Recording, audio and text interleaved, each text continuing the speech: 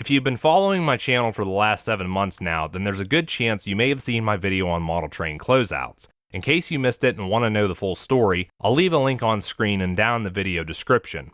For those that just want a quick recap, I purchased a model from Model Train Closeouts back in May of 2021, but never received it. I sent several emails over the next month asking about my order, but never got a reply. After this retailer failed to respond, I launched my own investigation and found that Model Train Closeouts was one of over a dozen fraudulent retailers which had been scamming people out of their money for almost a decade.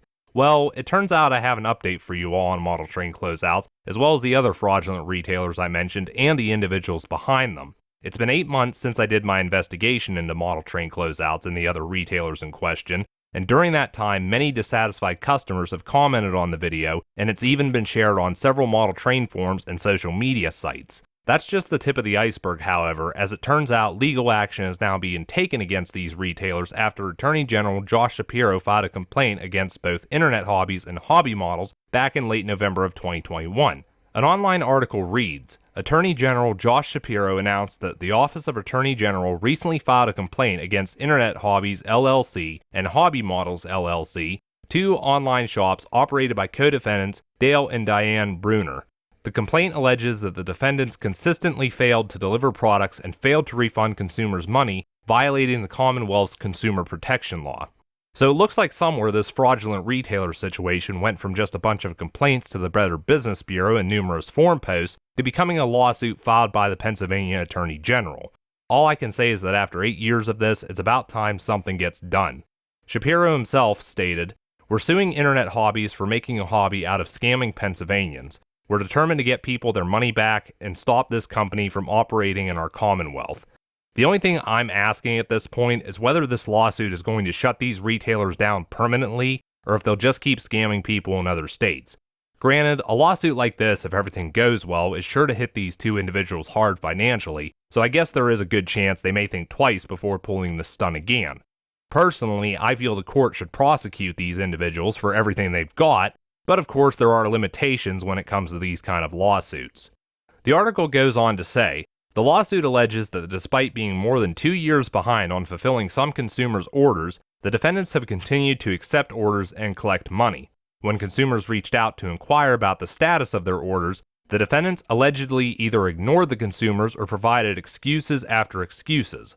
When other consumers would request refunds from the defendants for undelivered items, the defendants allegedly often refused to issue refunds or informed consumers that they had been provided refunds but never sent them. You can add on using profanity and making threats to that list as well.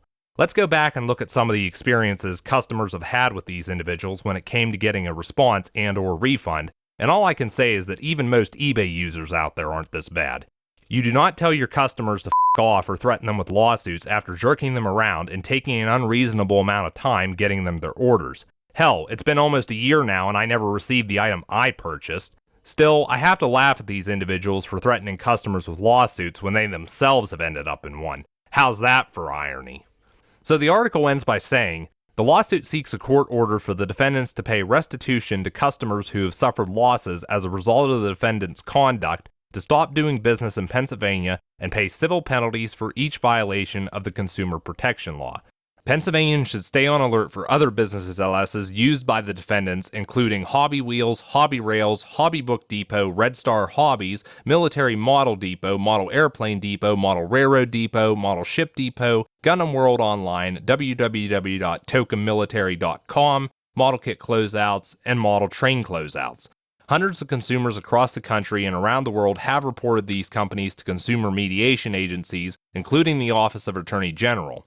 Any Pennsylvanians who believe that they have been affected by these companies should contact the Office of Attorney General at www.attorneygeneral.gov/submit a complaint, or contact the Bureau of Consumer Protection by sending an email to scams@attorneygeneral.gov or calling 1-800-441-2555. Like I mentioned in my previous video on this topic, I'm not a consumer looking to get something for nothing. I just want a little bit of honesty, and the individuals behind these fraudulent retailers failed to even deliver that much to their customers.